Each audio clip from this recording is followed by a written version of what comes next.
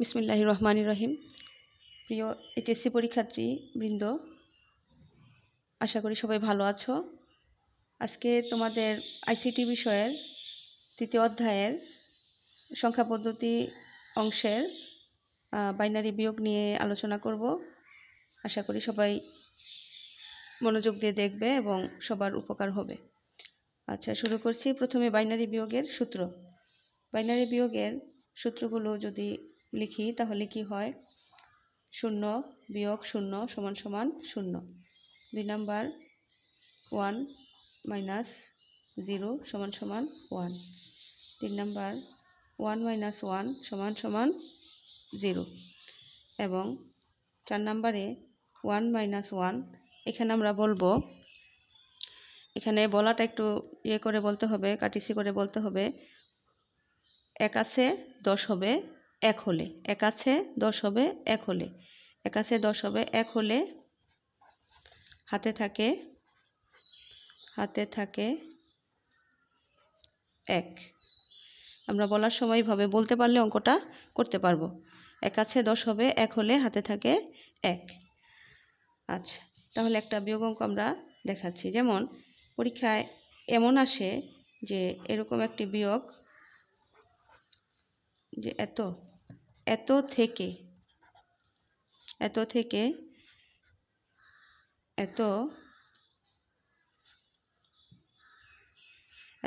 এত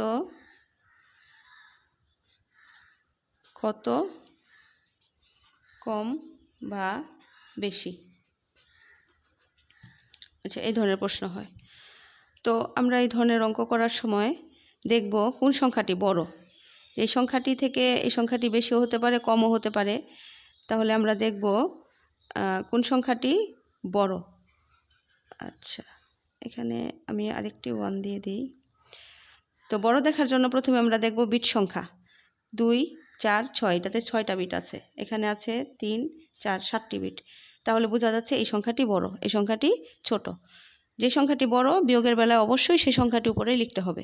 বড় সংখ্যাটিকে অবশ্যই উপরে লিখতে হবে।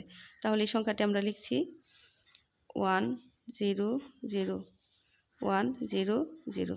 এবং এই সংখ্যাটি যখন নিচে লিখব তখন আমরা ডান দিক থেকে বামে লিখব এবং বিটগুলি সমান করে লিখব। 1 1 0 1 1 1।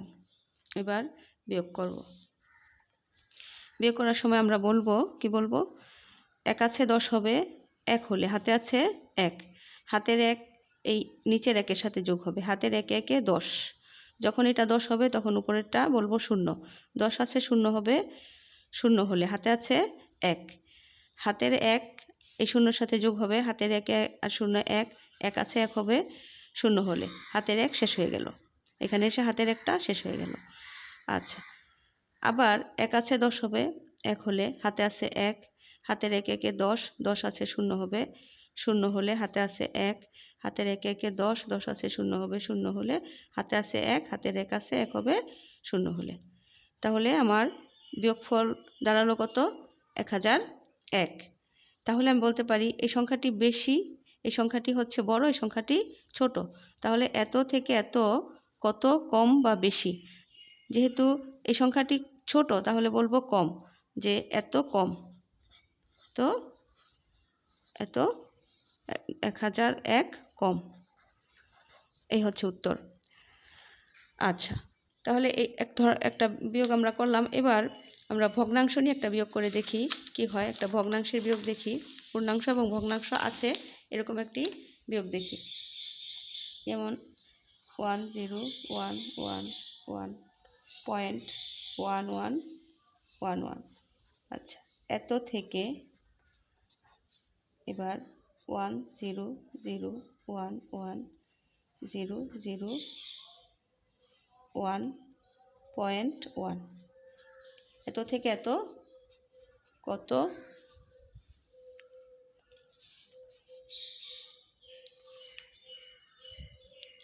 কত কম বা বেশি? আচ্ছা, এবার আমরা এবার দেখব বিট সংখ্যা। প্রথমেই দেখব বিট সংখ্যা এবং পূর্ণাংশের বিট সংখ্যা, ভগ্নাংশের না, পূর্ণাংশের বিট সংখ্যা। 2, 4, 6, 8, এখানে আছে 3, 3, 6টি। তাহলে এখানে 8টি বিট, এখানে 6টি বিট, নিঃসন্দেহে এই সংখ্যাটি বড়। তাহলে এই সংখ্যাটি আমাকে উপরে লিখতে হবে। আমি উপরে এই সংখ্যাটি লিখছি 1 0 0 1 1 0 0 1 0.1। আর এটা লিখব এই পয়েন্টের নিচে পয়েন্ট, ভগ্নাংশের যে আমার এই পয়েন্টটা আছে, পয়েন্টটার নিচে পয়েন্ট দিব এবং এখানে একটা 1 আর একটা 1, এখানে উপরে বিট নাই, না থাকলে আমরা একটা 0 দিতে পারি। 0 দিলে মানের পরিবর্তন হবে না, তাহলে 0 দিলাম। এবার এখানে আছে 1 1 1 0 0 1, দুটো বিট বাকি আছে। এবার আমরা বিয়োগটা করি। বিয়োগ করার সময় যথারীতি বলবো 1 আছে 10 হবে, 1 হলে হাতে আছে 1, হাতের 1 আর 1-এ 10, এটা যখন 10 হবে উপরে 1কে আমরা 11 ধরবো। 10 আছে 11 হবে 1 হলে, হাতে আছে 1, এই পয়েন্টের নিচে পয়েন্ট দিব।